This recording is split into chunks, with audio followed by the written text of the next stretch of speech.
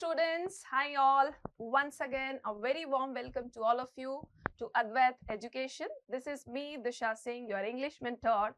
Children, today I am here with just something very different, something which is very interesting and important for you all, that is cloze test. Yes. So the moment we hear cloze test, so we get confused. So जब हम ये word सुनते हैं cloze test, so at a glance या एक बार में जब हम सुनते हैं तो हम इसको रिलेट करने की कोशिश करते हैं CLOSE क्लोज से. क्लोज मीन्स बंद करना, right? But this is different. This is CLOZE cloze. Yes, actually what is cloze test? पहले हम जरा समझ लें कि क्लोज टेस्ट होता क्या है, राइट?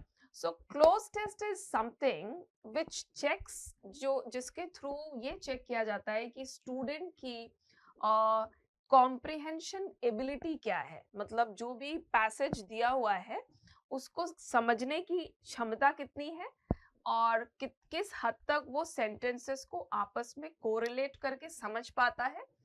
सेंटेंस की जो क्रोनोलॉजी डिसाइड की गई है, जिसने भी ये पैराग्राफ डिजाइन किया है उसने एक टॉपिक पर लिखा है ऑब्वियसली. तो एक टॉपिक पर लिखने के लिए हम एक क्रोनोलॉजी डिसाइड करते हैं और एक कोहेरेंस एंड कोहेसिवनेस मेंटेन करते हैं, राइट? सो वो कोहेरेंस और कोहेसिवनेस कैसे मेंटेन होती है? जब हम कनेक्टर्स यूज करते हैं, प्रॉपर कंजंक्शंस यूज करते हैं, एडवर्बियल कंजंक्शंस यूज करते हैं. इस पर मैंने सेशन ले लिया पहले. You have already attended the session. I have taken the session on adverbial conjunctions and connectors. ठीक है? तो ये जो हम सीक्वेंस सेट करते हैं सेंटेंसेस के पॉइंट्स के वन आफ्टर द अदर, इसे हम कहते हैं chronology. Okay, logical chronology, logical sequencing.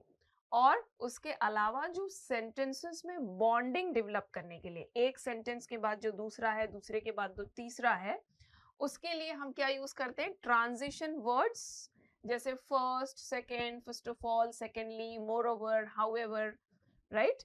सो देयरफॉर, सो इस तरह के जो ट्रांजिशन वर्ड्स, जिनको हम कंजंक्शंस भी कहते हैं, एडवर्बियल कंजंक्शंस भी कहते हैं, इन्हें यूज करते हैं. और इसके अलावा सेंटेंस में जो भी नाउन्स या वर्ब्स यूज हो रहे हैं, एडजेक्टिव्स यूज हो रहे हैं, मतलब सारे parts of speech.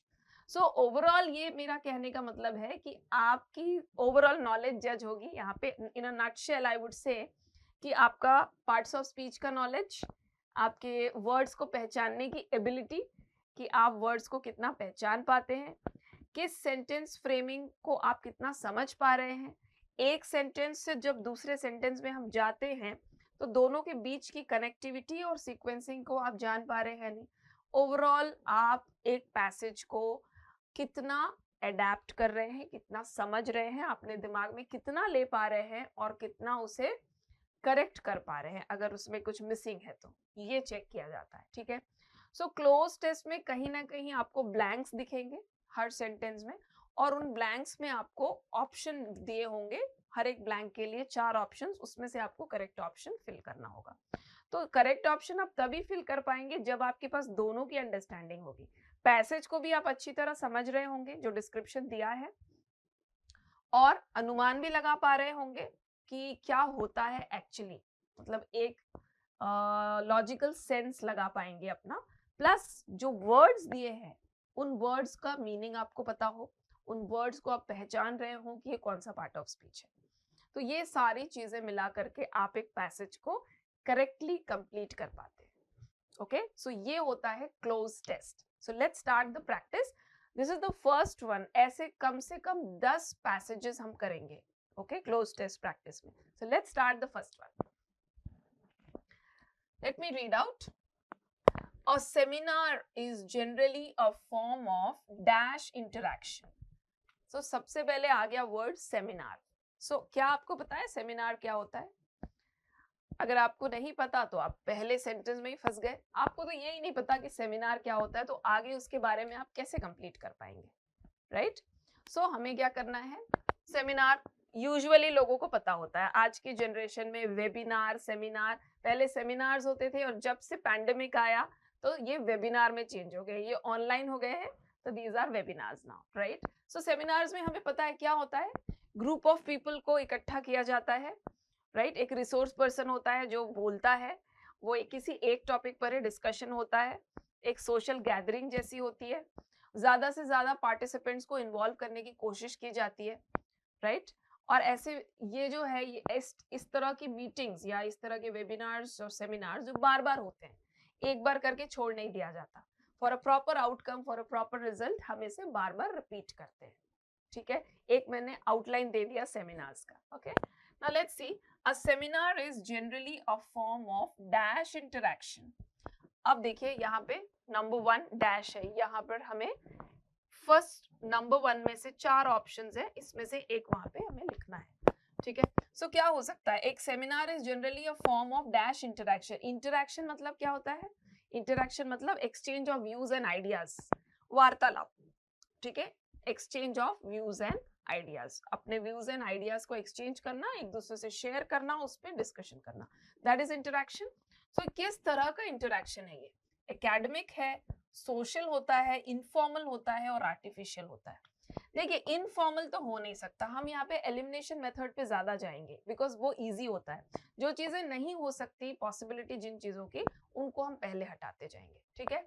So the first one here is, हम इसको लेते हैं इनफॉर्मल। इनफॉर्मल क्या होता है, इनफॉर्मल वो होता है जो हम ऐसे सिचुएशन जिसमें हम रिस्ट्रिक्टेड नहीं होते, हम फ्री होते हैं कुछ भी करने को। जैसे आप अपने फैमिली के साथ है, फ्रेंड्स के साथ है, रिलेटिव्स के साथ है, ठीक है, क्लासमेट्स के साथ है, where you are not restricted to do anything, you are free to do whatever you like. So that is a formal situation, that is an informal situation, right. लेकिन क्या एक वेबिनार या seminar जिसमें बहुत सारे लोग इकट्ठा है, एक रिसोर्स पर्सन है जो तैयारी कर कर आया हुआ है, तो क्या वो सिचुएशन इनफॉर्मल है? नो, वो एक फॉर्मल सिचुएशन है, क्योंकि एक फॉर्मेट में, एक दायरे के अंदर रहते हुए प्रेजेंटेशन होगा, डिस्कशन होगा। वहां पे कोई अपनी पर्सनल चीजों पे डिस्कस नहीं करेगा, जिस टॉपिक पे डिस्कशन होना है सिर्फ उसी पे डिस्कशन होगा, तो वो इनफॉर्मल तो हो ही नहीं सकता। तो ये हमने एलिमिनेट कर दिया इनफॉर्मल।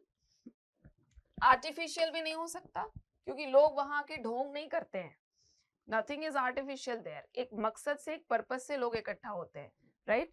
सो आर्टिफिशियल भी कैंसिल। अब एकेडमिक, एकेडमिक मतलब पढ़ाई से related, it is about studies and all, ठीक है। तो क्या ऐसा जरूरी है कि हमेशा जो वेबिनार या सेमिनार्स होते हैं सिर्फ एकेडमिक रीजन से होते हैं? इसके अलावा भी होते हैं, फैशन के बारे में होते हैं, ब्यूटी के बारे में होते हैं, फिटनेस के बारे में होते हैं।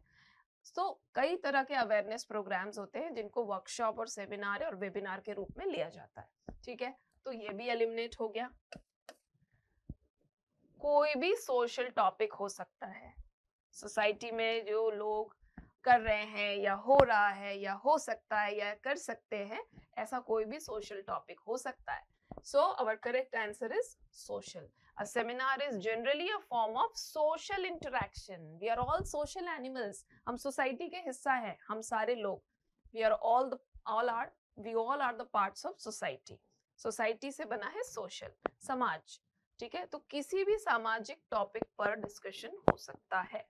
So इसलिए first answer is social, okay.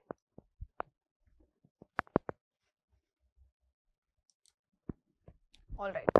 Now let's see the next one. आगे हम बढ़ते हैं. A seminar is generally a form of social interaction, either at an academic dash or a commercial.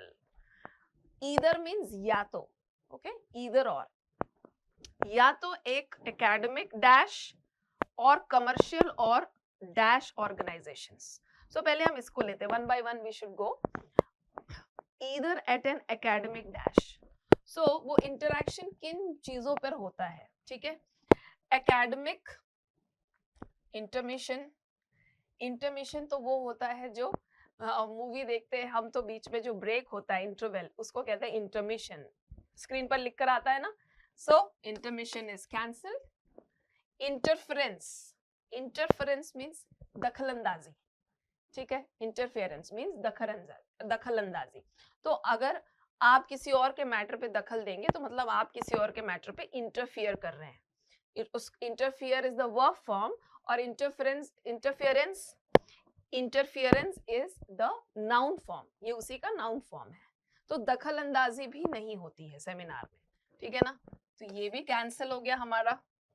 Intervention, intervention मतलब बीच में पढ़ना, intervene करना, तो बीच में पढ़ना। तो सेमिनार में कोई किसी के बीच में भी नहीं पढ़ता, सब चीजें वेल प्लान्ड होती है कि कौन पार्टिसिपेंट्स होंगे, कौन रिसोर्स पर्सन होगा, टॉपिक क्या होगा, एवरीथिंग, ठीक है।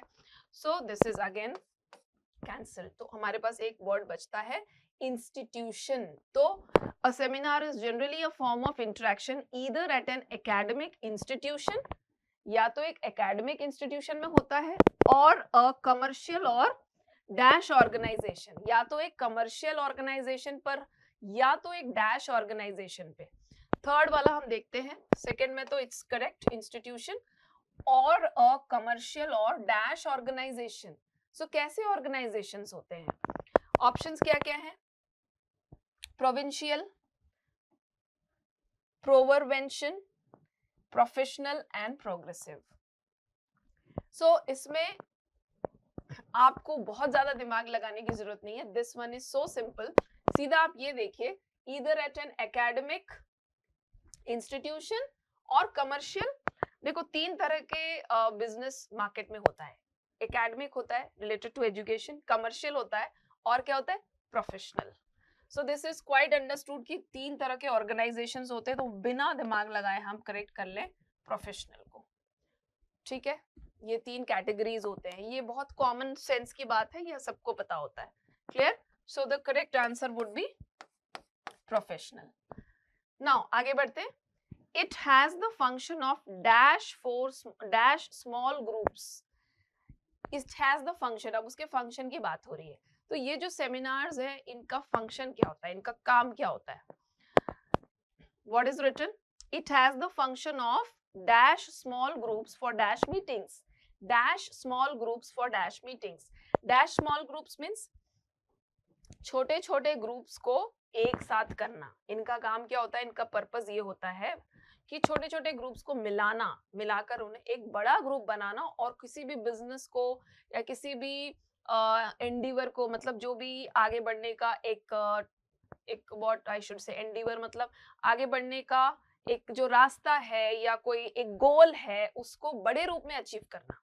तो उसके लिए क्या करना पड़ता है? छोटे छोटे ग्रुप्स को इकट्ठा करना पड़ता है, एक साथ लाना पड़ता है, और उनके गोल को कॉमन करना पड़ता है। उनके पास गोल्स अलग अलग है। सपोज 4 बिजनेस फर्म्स है छोटी छोटी, प्रोफेशनल फर्म्स है छोटी छोटी, उनको अगर हम क्लब कर दें, तो वो छोटे छोटे 4 जो गोल अलग अलग थे, उनका एक कॉमन गोल हो जाएगा, एक बड़ा गोल हो जाएगा, उनका बड़ा एम हो जाएगा, तो वो बड़ा सोचेंगे और बड़ा करेंगे, राइट। ये पर्पस होता है।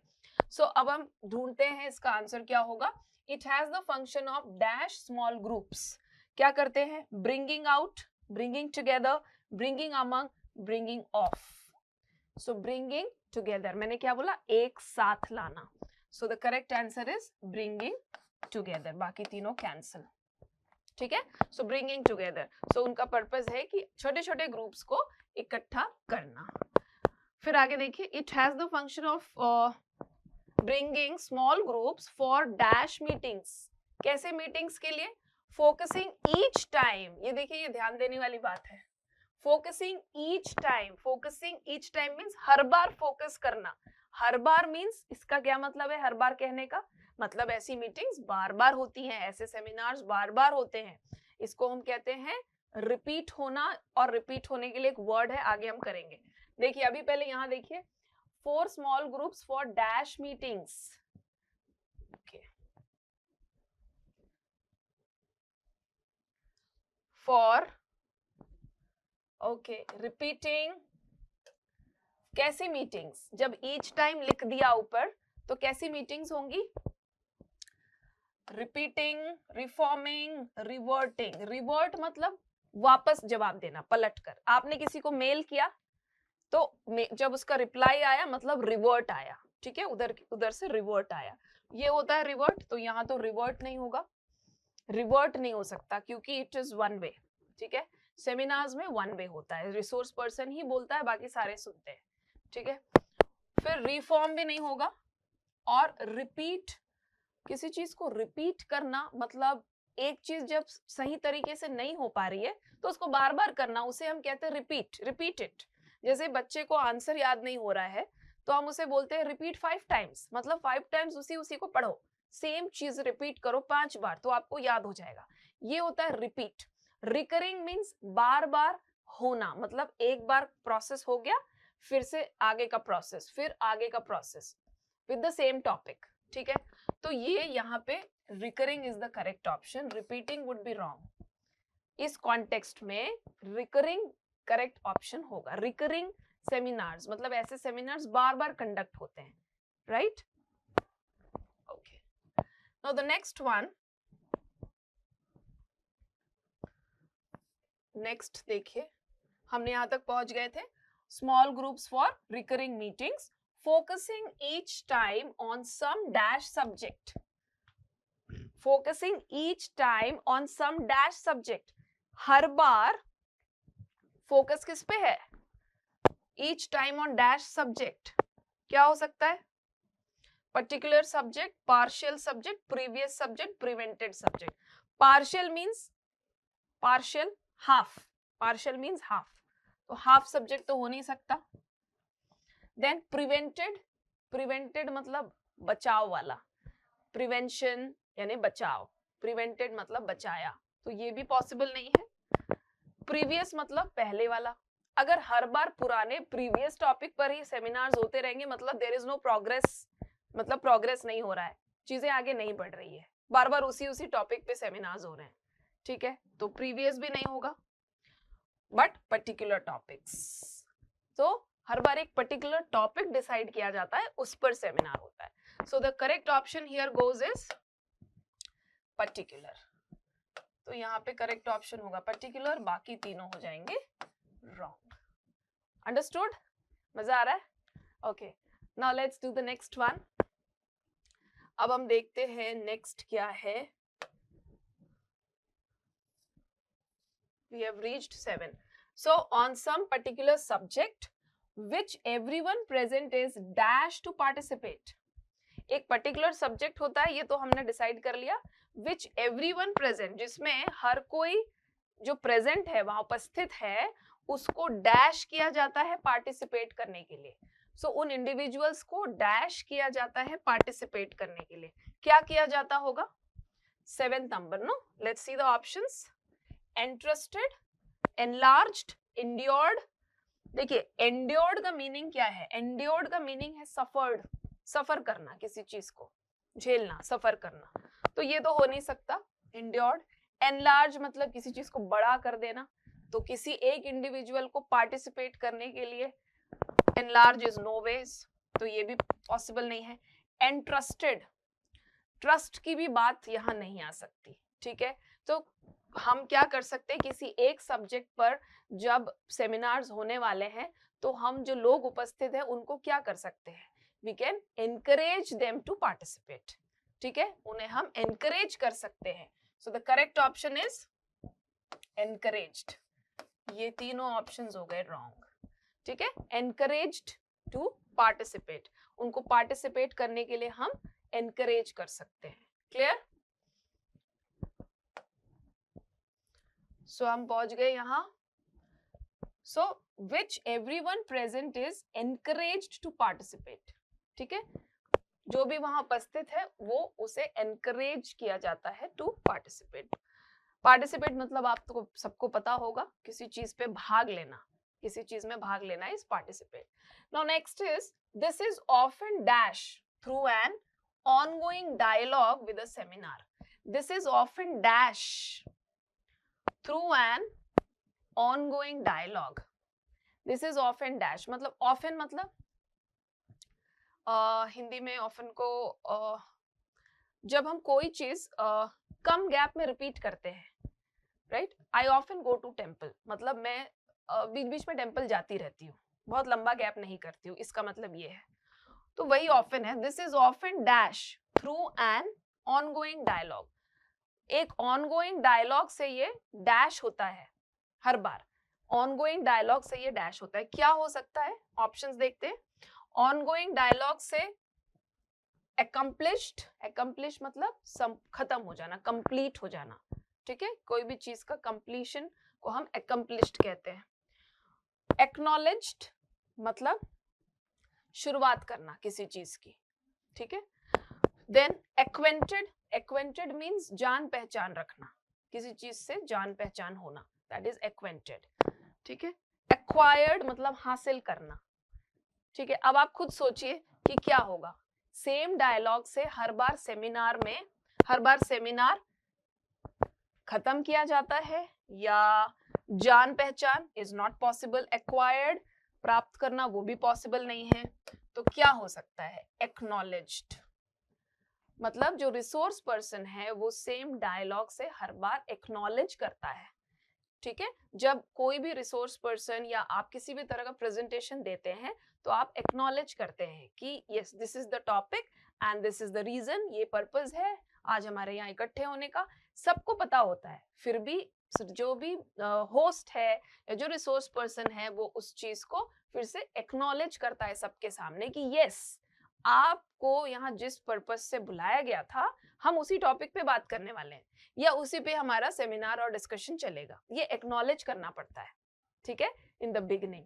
सो सेम डायलॉग से एक्नॉलेज होगा, rest of the options go wrong here, clear, great. अब देखते हैं आगे क्या है। आफ्टर एक्नॉलेज हो गया, which everyone present is encouraged to participate. This is often acknowledged through an ongoing dialogue with the seminar dash or instructor. Ongoing dialogue से acknowledge कौन करेगा, सेमिनार का डैश या इंस्ट्रक्टर, तो सेमिनार का कौन होगा, लेट अस सी क्या ऑप्शंस है हमारे पास, सेमिनार का फॉलोअर जो सेमिनार को फॉलो करता होगा, या सेमिनार का मेंबर, या सेमिनार का लीडर, या सेमिनार का एसोसिएट। आप खुद सोचिए लॉजिकली कि ऑनगोइंग डायलॉग से एक्नॉलेजमेंट कौन करेगा, फॉलोअर जो फॉलो करता है वो कैसे एक्नॉलेज कर सकता है, वो तो बस फॉलो करेगा चुपचाप, ठीक है, तो फॉलोअर नहीं हो सकता। मेंबर, इतने सारे मेंबर्स हैं, वो आम लोग हैं, वो सब सुनने आए हैं, स्पेक्टेटर्स है, दर्शक है, वो भी नहीं हो सकते। एसोसिएट, कोई एसोसिएट होगा, तो भाई जब जो होस्ट होता है, जो रिसोर्स पर्सन होता है, जो लीड करता है, वही एक्नॉलेजमेंट देता है, राइट। सो हमारा correct option would B leader, ठीक है। मेंबर, एसोसिएट, फॉलोअर सारे रॉन्ग होंगे, लीडर ही होगा जो एक्नॉलेज करेगा, got it, okay. Now next देखते हैं हम last. So this is often acknowledged through an ongoing dialogue with the seminar leader or instructor. Normally participants must not be dash in the field under discussion. Normally participants must not be dash in the field under discussion. So क्या हो सकता है, let's see the options. Normally participants should not be professional, teacher, starter or beginners. So ऐसे discussion में normally जो participants हैं उनको क्या नहीं होना चाहिए, प्रोफेशनल नहीं होना चाहिए, टीचर नहीं होना चाहिए, स्टार्टर नहीं होना चाहिए, बिगिनर्स नहीं होना चाहिए, क्या नहीं होना चाहिए, तो टीचर कैंसिल, टीचर का कोई रोल नहीं है यहाँ पे, ठीक है। स्टार्टर नो, स्टार्टर तो वो होता है जो हम कहीं पर हम डिनर या लंच के लिए किसी होटल में जाते हैं या किसी मैरिज वेडिंग सेरेमनी में जाते हैं, तो जो हमको स्टार्टर्स खाने को दिया जाते हैं, snacks, those are starters, right, तो वो भी नहीं हो सकता है। प्रोफेशनल भी नहीं हो सकता है, शुड नॉट बी प्रोफेशनल, बल्कि वहां तो सारे प्रोफेशनल लोगों की जरूरत है, राइट, तो they should not be beginners, वो बिगिनर्स ना हो, क्योंकि अगर कोई बिगिनर आकर बैठेगा तो वो डेवलपमेंट में ज्यादा अपना इन्वॉल्वमेंट नहीं दे पाएगा, कंट्रीब्यूशन नहीं दे पाएगा, okay. So the correct option would be beginner, other three are wrong, beginners. अभी सेंटेंस देख लेते हैं एक बार, क्या था last sentence, normally participants must not be beginners, normally वो बिगिनर्स ना हो, थोड़े एक्सपीरियंस्ड हो in the field under discussion, जो भी फील्ड पे डिस्कशन हो रहा है उस फील्ड से वो बिगिनर्स ना हो, वो एक्सपीरियंस्ड हो, so that the result should be, outcome should be fruitful. Okay students, so with this we have done the first cloze test and soon we'll be starting the next one, okay. great.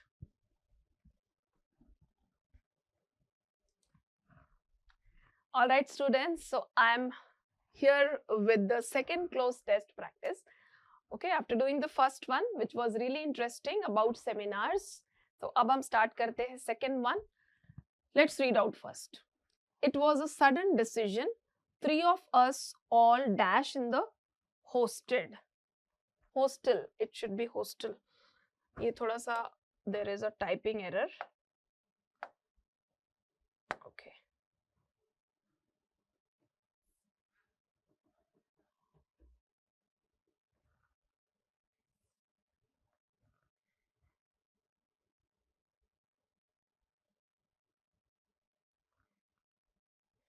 Okay, so this should be hostel.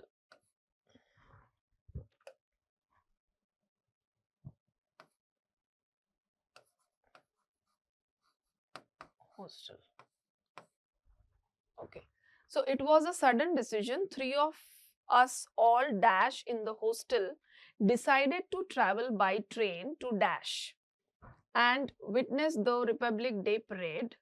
The station was heavily dash and there was a long queue before the ticket counter. Dash pretended sickness and persuaded the man nearest and persuaded, अच्छा it is written twice by mistake, persuaded the man nearest, ये 2 बार हो गया है, इसको ignore करेंगे, okay? It is a typing error. Okay, pretended sickness and persuaded the man nearest to, ये add नहीं आएगा, okay, to the dash to buy 3 more tickets. So इतना पढ़ने के बाद हमें क्या समझ में आ रहा है कि कुछ ट्रैवल करने की बात हो रही है, टिकट्स लेने की बात हो रही है, ट्रेन की बात हो रही है, ओके? कुछ लोगों ने मिलकर कुछ प्लान किया है, ट्रैवल प्लान किया है, कहीं का विजिट प्लान किया है और ये भी प्लान में आ रहा है कि हम रिपब्लिक डे की परेड देखेंगे. तो हमें एक आइडिया तो लग गया कि ये किस चीज के बारे में है. What is this about? ठीक है ना. अब हम आगे बढ़ते हैं. Let's start one by one. अब हम वन बाय वन स्टार्ट करते हैं क्योंकि अब हमें ये पता चल गया है कि ये किसी टूर के बारे में है. Okay, so let's start it. So first one क्या है? Okay, right. It was a sudden decision. ये एक अचानक बनाया हुआ डिसीजन था. सडन मीन्स अचानक. 3 ऑफ अस, हम तीनों all dash in the hostel. Dash in the hostel. ठीक है, क्या है? ऑप्शंस देखते हैं. 3 of us dash in the hostel. Hostel में अगर 3 लोग हैं तो वो क्या हो सकते हैं? ठीक है, तो 3, क्या वो 3 स्ट्रेंजर हो सकते हैं? नहीं, they can not be the stranger. Stranger मतलब unknown to each other. Unknown people are strangers. ठीक है, तो स्ट्रेंजर तो हो नहीं सकते, राइट? सिर्फ फ्रेंड्स भी नहीं हो सकते क्योंकि फ्रेंड्स तो सारे लोग होते हैं ना. स्कूल कॉलेज में हर किसी को फ्रेंड कहते हैं. ठीक है, तो लॉजिकली ये फ्रेंड्स भी नहीं हो सकते. क्लासमेट्स भी इतने इंटीमेट नहीं होते. जो क्लासमेट्स होते हैं, आपके क्लास में 50 बच्चे हैं या 70 बच्चे हैं, तो क्या आप सबके साथ इतने क्लोज होते हैं? आपकी बॉन्डिंग इतनी अच्छी सबके साथ नहीं होती. लेकिन हॉस्टल में जो आपका रूममेट होता है, जो आपके साथ रूम शेयर करता है, जो एक फैमिली मेंबर की तरह दिन रात आपके साथ रहता है, जब आपकी तबीयत कभी खराब होती है रात में, तो वही रूममेट आपके लिए जो भी करता है, आपकी सेवा करता है, हेल्प करता है, मेडिसिन लाता है, वही करता है, राइट? फैमिली मेंबर की जगह वो रूममेट्स ले लेते हैं, तो उनके बीच में बहुत क्लोज बॉन्डिंग्स होती है. तो लॉजिकली आंसर क्या होना चाहिए? जब 3 लोग इतने क्लोज है कि उन्होंने मिलकर कुछ प्लान किया है, तो वो डेफिनेटली रूममेट्स होंगे. ठीक है, वो स्ट्रेंजर्स या फ्रेंड्स या क्लासमेट्स नहीं हो सकते. उनमें कुछ खास बॉन्डिंग हो गई है फैमिली मेंबर्स की तरह, तो इसीलिए आंसर वुड बी रूममेट्स. ठीक है, इसमें स्टूडेंट्स ऐसा है कि you have to both aspects, you have to take care of both the aspects. आपको दोनों तरीके से समझना है. लॉजिकली भी सोचना है कि आंसर क्या हो सकता है और ग्रामेटिकली भी सोचना है कि क्या फिटिंग है. सो दोनों चीजें लेकर चलेंगे आप, बोथ द पैरामीटर्स. ठीक है, सो आप सिर्फ ग्रामेटिकली सोचेंगे तो भी शायद रॉन्ग हो जाएगा, या सिर्फ आप लॉजिकली सोचे तो भी रॉन्ग हो सकता है. ठीक है, so this is a smart play. बहुत स्मार्ट प्ले है ठीक है, तो अपने लॉजिकल सेंसेस को यूज कीजिए और ग्रामेटिकल रूल्स को भी देखते चलिए। ओके, तो फर्स्ट आंसर हमें मिल गया है। First answer is roommates. अब देखते हैं आगे। So it was a sudden decision, 3 of us all roommates in the hostel, hostel है, not hosted, hostel, decided to travel by train to dash. अब and witness, witness मतलब अपनी आंखों से देखना, प्रत्यक्ष रूप से देखना, that is witness. So witness the Republic Day parade. Republic Day parade, फिर से अपने लॉजिकल सेंस लगाइए, रिपब्लिक डे का परेड कहाँ होता है, वही आंसर होगा। ठीक है, रिपब्लिक डे का परेड कैलकाटा में होता है? नो। हैदराबाद में होता है? नो। चेन्नई में होता है? नो। दिल्ली में होता है? Yes, everybody knows this, everybody knows this, हर किसी को पता है कि रिपब्लिक डे की परेड दिल्ली में होती है, right? So the answer is Delhi. This is our correct answer. ये तीनों ऑप्शंस कैंसिल। ठीक है, तो ये पता चल गया कि तीनों मिलकर दिल्ली जाने वाले थे। अब देखते हैं आगे, लेट्स सी आगे क्या है। Decided to travel by train to Delhi, second number Delhi, and witness the Republic Day parade.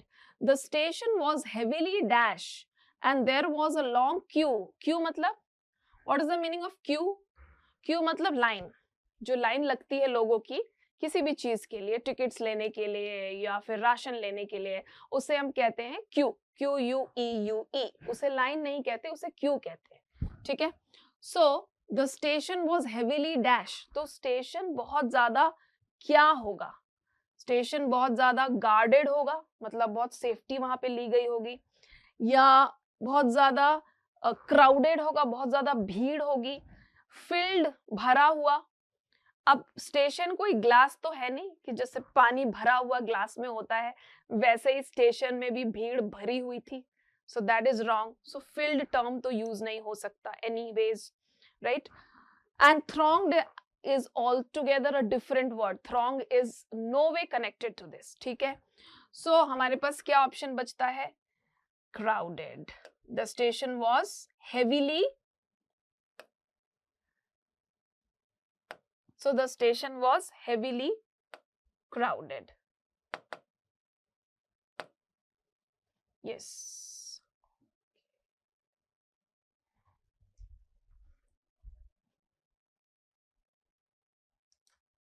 Okay, so the correct option here would be crowded. Crowded जो है वो हमारा correct answer होगा। बाकी guarded, thronged and filled are not fitting here. ये fit नहीं हो रहे। Okay, चलिए आगे बढ़ते हैं हम। अब हमें ये आंसर मिल गया। The station was heavily crowded and there was a long queue, बहुत ज्यादा भीड़ थी स्टेशन में, भीड़ से भरा हुआ था और एक लंबी कतार थी, क्यू थी। ठीक है, before the ticket counter, ticket counter के पहले। Dash pretended sickness and persuaded the man nearest and, pretended का मीनिंग क्या होता है? ये जो वर्ड है प्रिटेंडेड, इसका क्या मीनिंग होता है? PRETENDED, प्रिटेंड मतलब एक्ट करना।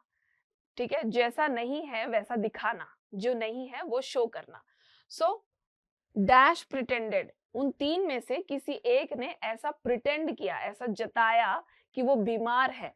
प्रिटेंडेड सिकनेस, सिक मतलब बीमार होना, ऐसा जताया कि वो बीमार है। और एक जो व्यक्ति काउंटर के पास खड़ा था, किस काउंटर के पास? नियरेस्ट टू द डैश, किसके पास खड़ा होगा? Nearest to the, obviously ticket counter के पास। उससे उसने परसुएड किया, रिक्वेस्ट किया कि आई एम नॉट वेल, मैं सिक हूं, ऐसा प्रिटेंड किया, तो प्लीज मेरे लिए टिकट ले लीजिए। ठीक है, सो हमको दो आंसर्स मिल जाएंगे इसमें।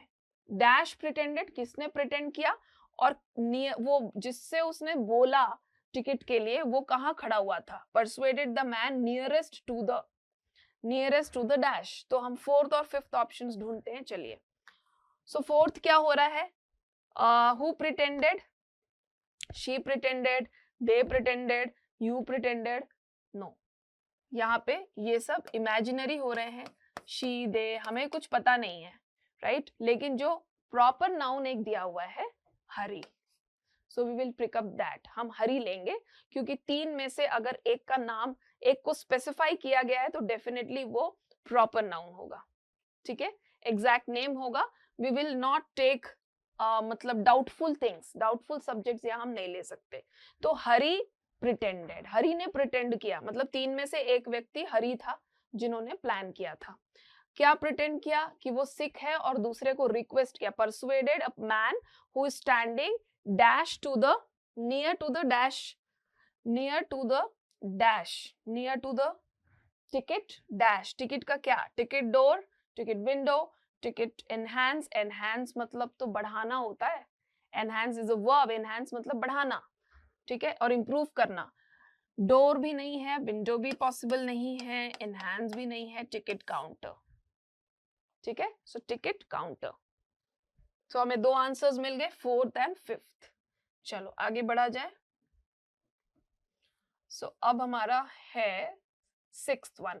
सो persuaded the man nearest to the ticket counter, nearest to the counter to buy 3 more tickets, one for him and dash for his sisters. Now फिर common sense लगाना है, common sense ये लगाना है कि शुरू में क्या लिखा था, क्या लिखा था, 3 of us suddenly planned, तीन लोगों ने प्लान किया था, जिसमें से एक तो हरी है, हमने पता कर लिया उसका नाम, तो अब उसने क्या बोला होगा, वन फॉर हिम, एक उसके लिए, and dash for his sisters, अपने सिस्टर्स के लिए डैश, सो सिस्टर्स के लिए कितने मांगेगा वो, टोटल तो तीन ही है, एक खुद वो है और दो सिस्टर्स, ऐसे हो गए three people, right.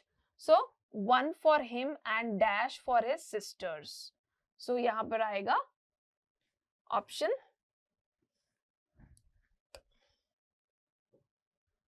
Yes, sisters 2, क्योंकि टोटल वो तीन ही लोग थे, ओके। नाउ आगे देखते हैं सेवेंथ में क्या है। Fine, so 1 for him and 2 for his sisters, no problem, therefore in platform and there was dash mad rush, there was dash mad rush, मतलब बहुत ज्यादा वहां पे पागलों की तरह भीड़ थी, mad rush, people were running here and there among the passengers, जो वहां के पैसेंजर्स थे उनके बीच में बहुत ज्यादा भीड़ थी, to get on the coaches, मतलब लोग कोचेस में चढ़ने के लिए बहुत रश कर रहे थे, ठीक है। तो कैसा रश था, there was dash mad rush, let us see the options, a mad rush, an mad rush, the mad rush, not mad rush. तो कैसा रश हो सकता है, कौन सा आर्टिकल आएगा, द नहीं हो सकता, there is the mad rush, सुनने में ही अजीब लगेगा आपको, तो the is not possible, there is not mad rush, ये भी नहीं होगा, there is an mad rush तो हो ही नहीं सकता because it's not starting with a vowel sound, M is not a vowel sound, it's a consonant, तो एन भी कैंसिल हो गया, so the correct option is a, there is a mad rush, ठीक है, great. Now we are left with 9th and 10th. अब देखते हैं, देखिए, so no problem, therefore in platform and there was a mad rush among the passengers to get on the coaches. Hari would not be worried by dash, Hari would not be worried by dash, Hari worried नहीं होगा किस चीज से, let's see the options, 9th में क्या क्या है, Hari would not be worried by everything, something, things or anything. Hari worried नहीं होगा हर चीज से, Hari worried नहीं होगा हर चीज से, that is not a correct structure, ये correct नहीं लग रहा। Hari worried नहीं होगा किसी चीज से, करेक्ट फ्रेमिंग क्या होगी, Hari worried नहीं होगा by वरीड नहीं हो रहा है या नहीं होगा किसी भी चीज से, राइट। सो किसी भी चीज के लिए क्या आता है, एनीथिंग, ठीक है। समथिंग इज इंडेफिनिट, ये इंडेफिनिट होता है, थिंग्स भी नहीं होगा, so the correct option is anything, okay. So let's read out once again, इस सेंटेंस को हम पढ़ते हैं और दोबारा चेक करते हैं कि हमने सही सिलेक्ट किया यानी। Hari would not be worried by anything, Hari किसी भी चीज से वरी नहीं करेगा, चिंतित नहीं होगा, तो एनीथिंग आएगा। क्लियर?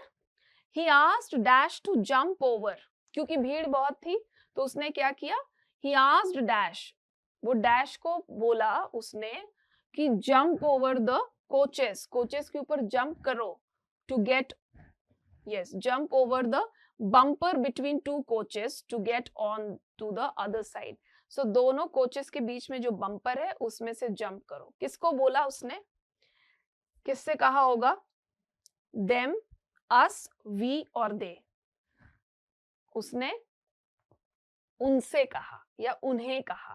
ठीक है, उन्हें या उनसे के लिए क्या होगा, अस मीन्स हमें, ठीक है, दे मीन्स वे, सो ये भी पॉसिबल नहीं है। He asked they, no,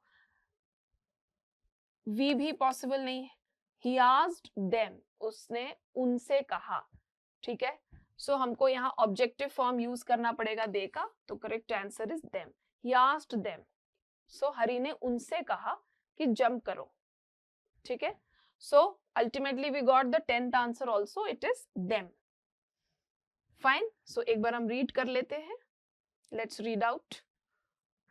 so Hari would not be worried by anything, he asked them, क्योंकि वो दो लोग हैं, एक नहीं है, प्लूरल फॉर्म है। He asked them to jump over the bumper between two coaches to get on to the other side. Great. So we are done with this one also.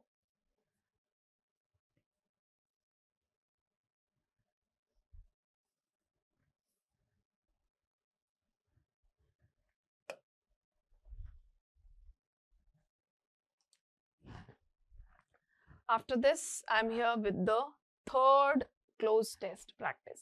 Okay. So first of all, हम इसे read करके ये समझेंगे कि ये paragraph किस चीज के बारे में। Okay. So let's start reading. Ants play, and there is a spelling mistake. It is typing error. PLAY होगा. Ants play an important part in the dash of nature. They eat a large dash of insects and so help keep them dash becoming too plentiful. In the tropics, ants eat more. मतलब ants के बारे में है। शुरू के 2 से 3 line पढ़ने पर या एट टाइम्स तो जस्ट फर्स्ट सेंटेंस जो होता है पैराग्राफ का, उसे हम कहते हैं टॉपिक सेंटेंस। सिर्फ टॉपिक सेंटेंस पढ़कर ही आपको समझ में आ जाएगा कि पैराग्राफ किस चीज के बारे में है। सो हमारा टॉपिक सेंटेंस है ends play an important part in the dash of nature, मतलब ये एंड्स के बारे में है। टॉपिक सेंटेंस है, हमें पता चल जाता है। Okay, so let's have a mindset कि अब हम एंड्स के बारे में इंफॉर्मेशन लिखने वाले हैं। सो let's start. So first one is ends play an important part in the dash of nature. So nature के डैश में इंपॉर्टेंट पार्ट प्ले करते हैं एंड्स। नेचर के किस में? नेचर के डिस्ट्रक्शन में, क्रिएशन में, फॉर्मेशन में और बैलेंस में। सो आपको क्या लगता है क्या हो सकता है कि ends play an important part in the dash of nature? So destruction, destruction मतलब बर्बादी। सो क्या एंड्स सिर्फ बर्बादी कर रहे हैं? नो, ऐसा नहीं है। बहुत जगह एंड्स यूजफुल भी है, तो ये ऑप्शन कट गया। क्रिएशन, एंड्स क्रिएट तो नहीं कर सकते नेचर को, तो क्रिएशन भी हट गया। क्रिएट मतलब बनाना, ठीक है। फॉर्मेशन, फॉर्मेशन मतलब भी एक तरीके से क्रिएशन का सिनोनिम है, किसी चीज को फॉर्म करना, वो भी बनाना हिंदी में। So what is the correct option here is balance.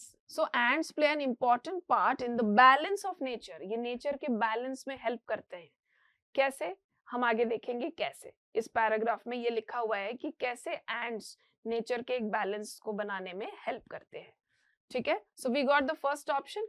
अब ये जो बैलेंस है ये कॉमन सेंस की बात है, आपको ये पता होना चाहिए। अगर एंड्स सिर्फ और सिर्फ बर्बादी करते, डिस्ट्रक्शन करते, किसी भी तरीके से कुछ पॉजिटिव नहीं करते हमारे नेचर के लिए या एनवायरनमेंट के लिए, तो इंसान जो है वो एंड्स को अब तक खत्म कर चुके होते। ठीक है, उन्हें बढ़ने ही नहीं देते, लेकिन वो एग्जिस्ट कर रहे हैं, मतलब they are playing a role, nature के बैलेंस को बनाने के लिए एक रोल प्ले कर रहे हैं ants. Okay, somewhere they are also important, ठीक है, इसलिए बैलेंस आएगा। अब नेक्स्ट देखते हैं, they eat a large dash of insects. वो they eat a large dash of insects, वो इंसेक्ट्स का एक डैश, बड़ा डैश खा लेते हैं। सो इंसेक्ट, सबसे पहले ये सोचिए, इंसेक्ट्स क्या काउंटेबल है या अनकाउंटेबल है? इंसेक्ट्स आर काउंटेबल, ठीक है। सो वो एक लार्ज नंबर ऑफ इंसेक्ट्स को खा लेते हैं। सो यहाँ पर हमने क्या किया है, quantity, large size, large weight, ये नहीं आएगा। देखिए साइज और वेट तो आएगा ही नहीं, क्वांटिटी और नंबर में आपको कंफ्यूजन हो सकता है, ठीक है। सो क्योंकि इंसेक्ट्स जो है वो काउंटेबल है, इसलिए हमने क्या किया, नंबर लेंगे हम, लार्ज नंबर ऑफ इंसेक्ट्स को वो खा लेते हैं, ठीक है। सो नंबर, अगर वो इंसेक्ट्स अनकाउंटेबल होते तो हम क्वांटिटी ले लेते। Okay, so we got the first option, sorry, correct option here is number. अब आगे बढ़ते हैं। सो इसमें ये लिखा हुआ है कि they eat a large number of insects and so help keep them dash becoming too plentiful, और इस तरीके से वो मदद करते हैं, कीप देम, उन्हें, dash becoming too plentiful, too plentiful, मदद करते हैं, मतलब वो उन्हें रोकते हैं, एंड्स को रोकते हैं, टू बिकम, इंसेक्ट्स को रोकते हैं to become too plentiful. Too plenty mean ज्यादा, ठीक है, उनकी क्वांटिटी, उनके नंबर्स को बहुत ज्यादा बढ़ने से रोकते हैं, प्रिवेंट करते हैं, ठीक है। सो कीप देम मतलब प्रिवेंट देम, उन्हें रोकना, टू कीप देम मतलब प्रिवेंट करना, मतलब उन्हें रोकते हैं कि वो उनकी संख्या बहुत ज्यादा ना बढ़ जाए। तो ऑप्शन में क्या आ सकता है, थर्ड के ऑप्शंस देखिए, keep them from, keep them from becoming too plentiful, keep them to becoming, keep them at becoming, keep them in becoming. So four prepositions are there. Keep them to becoming plentiful, no, उन्हें संख्या उनकी बढ़ने से रोकते हैं, बढ़ने से prevent करते हैं। से के लिए क्या आता है, से के लिए हमारे पास होता है फ्रॉम, फ्रॉम का मतलब है से, सो यहाँ पर करेक्ट ऑप्शन होगा from, right? So keep them from, ठीक है। So we got the correct answer, third option होगा। So keep them from becoming too plentiful. In the tropics, ants eat more dash half the termites hatched each year. So जो insects जो hatch करते हैं, मतलब उनके जो eggs होते हैं, तो इंसेक्ट्स जो एंड्स है, उनको एंड्स ईट मोर डैश हाफ, मतलब हाफ से भी ज्यादा टर्माइट्स को एंड्स खा लेते हैं। तो आप सोचिए कितना बड़ा कंट्रीब्यूशन है हमारे इस नेचर में, कीड़ों को कम करने में एंड्स का कितना बड़ा कंट्रीब्यूशन है, राइट। इसलिए फर्स्ट डैश में क्या आया था, बैलेंस, क्योंकि ये बैलेंस बनाने में हेल्प करते हैं। Okay, so in the tropic ants eat more than half, option देखे बिना ही समझ में आ रहा है कि आधा से ज्यादा, मतलब मोर देन हाफ, देन ही उसका आंसर होगा। ऑप्शंस में भी हम देख लेते, देखिए ऑप्शंस में क्या है, लेस और than rather.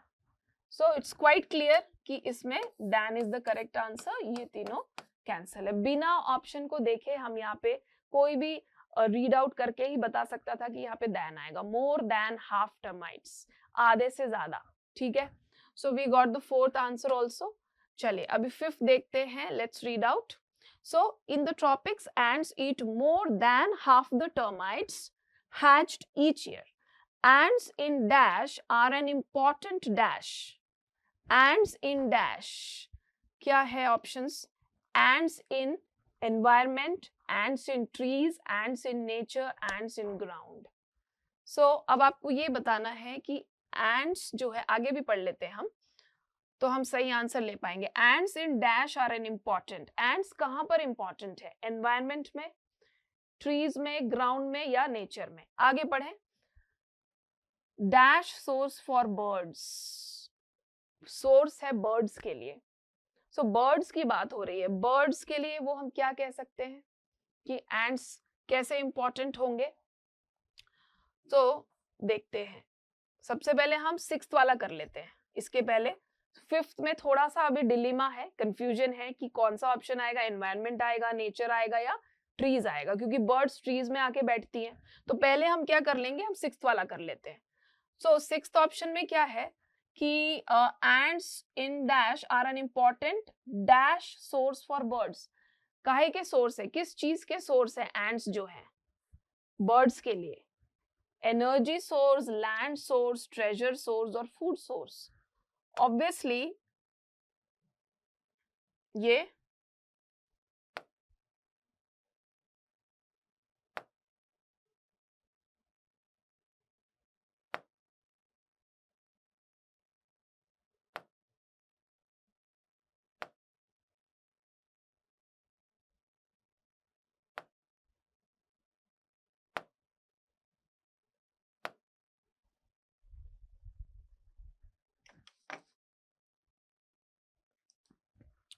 All right.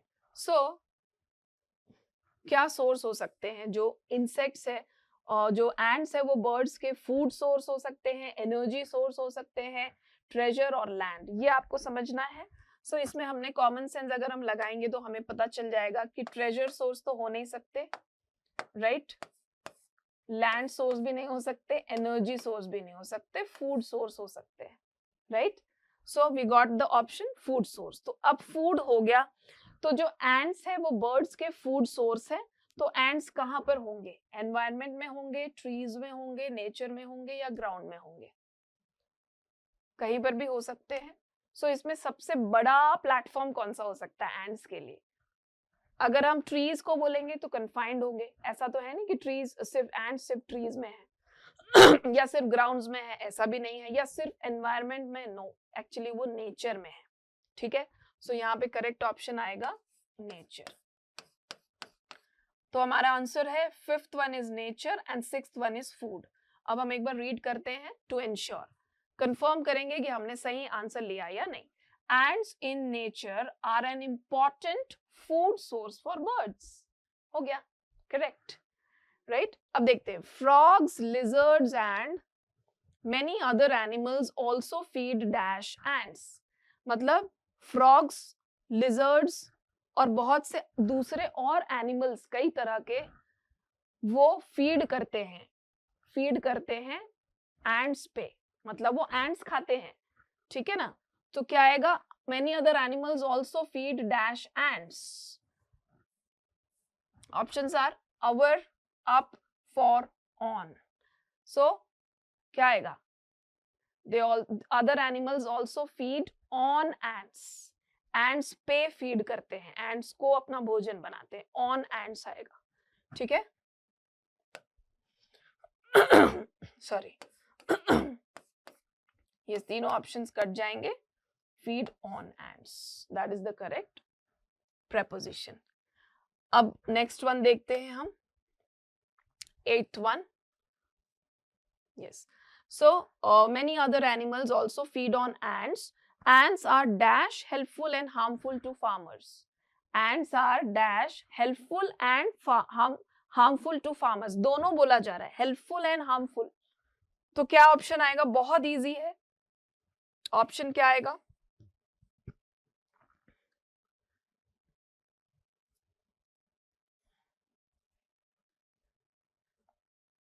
This is our option. So seventh हमने कर लिया था, we are doing the eighth one. So once, largely, both, really. So helpful and harmful दोनों ही है, हेल्पफुल एंड हार्मफुल, तो क्या आएगा? Both, ants are both helpful and harmful for farmers, ठीक है। so once, largely and really are wrong options, ठीक है। so हमने क्या कहा? ants जो है वो दोनों helpful and harmful to the farmers, clear? great, now two are left, let's see। so हमने ये कर लिया, ants are both helpful and harmful to farmers. Some kinds of ants aid. Aid means, what is the meaning of AID? Aid means help. Aid means help. ठीक है. So अब देखिए इसका मतलब क्या हुआ. So some kinds of ants, कुछ प्रकार के जो ants है वो farmers की help करते हैं by killing insects that dash crops. ऐसे कीड़ों को मारकर जो कि क्रॉप्स को क्या करते हैं, क्रॉप्स को क्या करते होंगे, खराब करते होंगे ऑब्वियसली, राइट. सो सम एंड्स, कुछ तरह के एंड्स ऐसे हैं जो फार्मर्स की मदद करते हैं, हेल्प करते हैं by kinds of ants and aid farmers by killing, उन्हें मारकर, ठीक है, दैट डैश क्रॉप्स, जो डैश क्रॉप्स को खराब करते हैं. खराब करने के लिए देखते हैं क्या ऑप्शन दिया है हमारे को. फर्टिलाइज, नरिश, खराब करना मतलब फर्टिलाइज तो नहीं होता, नरिश मतलब तो पोषण देना होता है, तो वो भी नहीं होगा, कॉज भी नहीं होगा, तो डैमेज, खराब करना मतलब डैमेज करना, जो क्रॉप्स को डैमेज करते हैं. ठीक है. So we got the 9th option also. अब देखते हैं लास्ट वन. सो फिर से पढ़ लें. Some kinds of ants aid farmers by killing insects that damage crops. Ants that dig, dig means गड्ढा खोदना, ठीक है, जो एंड्स गड्ढा खोदते हैं. एंड्स दैट डिग अंडरग्राउंड, वो अंडरग्राउंड मतलब जो अपना ग्राउंड लेवल है उसके अंदर चले जाते हैं वो अंडर, और अंडरग्राउंड नेस्ट बना लेते हैं, अपने घर बना लेते हैं, नेस्ट मिट्टी के अंदर. Dash the soil, they break up loosen, वो सॉइल को क्या करते हैं जिससे कि जो सॉइल है वो लूज हो जाता है, उसकी बॉन्डिंग जो है मिट्टी की आपस में जो बंधन होता है, बंधता है मिट्टी जिस चीज से, उसे वो तोड़ देते हैं, लूज कर देते हैं, खोखला कर देते हैं अंदर से. तो वो क्या करते होंगे. Ends that dig underground nets dash the soil, soil को क्या कर देते हैं, वो सॉइल को वो बर्बाद कर देते हैं, ठीक है, उसमें फर्टिलिटी नहीं रह जाती है, खोखला कर देते हैं. तो क्या आएगा. इम्पोवरिश, इम्प्रूव, इंडल्ज. इम्प्रूव मतलब तो उसकी क्वालिटी को बढ़ा देना, इंडल्ज मतलब उसमें डूब जाना, मतलब इन्वॉल्व हो जाना. इम्पोवरिश भी नहीं होगा. सो ruin मतलब बर्बाद, ruin मतलब बर्बाद. तो वो क्या करते हैं, मिट्टी को, मिट्टी के अंदर घुसकर वहां अपना घर बना लेते हैं, और जो मिट्टी की आपस में बाइंडिंग होती है उस बाइंडिंग को वो लूज कर देते हैं, तो वो भुरभुरी मिट्टी हो जाती है जिसमें फर्टिलिटी पॉसिबल नहीं है. सो लॉजिकली एंड ग्रामेटिकली हमें ये पता चला है कि लास्ट ऑप्शन होगा ruin, क्योंकि ruin का मीनिंग है बर्बाद. Got it. So let's read out, एक बार पढ़ लेते हैं. So our last lines are like this. Some kinds of ants aid farmers by killing insects that damage crops.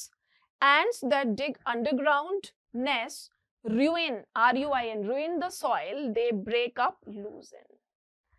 Okay, children. So with this, we are done with today's session. So we did 3 close test practice. आज हमने 3 practice किए. I hope ये session आपको fruitful लग रहा होगा. आपको काफी चीजें समझ में आई होंगी कि कैसे एलिमिनेशन मेथड करना है और कैसे कैसे अपना अप्रोच रखना है और क्या क्या चीजें सोचनी है, क्या क्या पॉसिबिलिटीज के बारे में सोचना है while finding the correct option in a closed test. और closed test क्या होता है ये भी आप अच्छी तरह समझ चुके होंगे. Okay, so stay tuned. I'll be coming soon with some more closed test practice. I told you we'll be doing minimum 10. अभी तो हमने 3 किए हैं. Okay, so take care all of you, practice a lot and see you soon. Bye bye.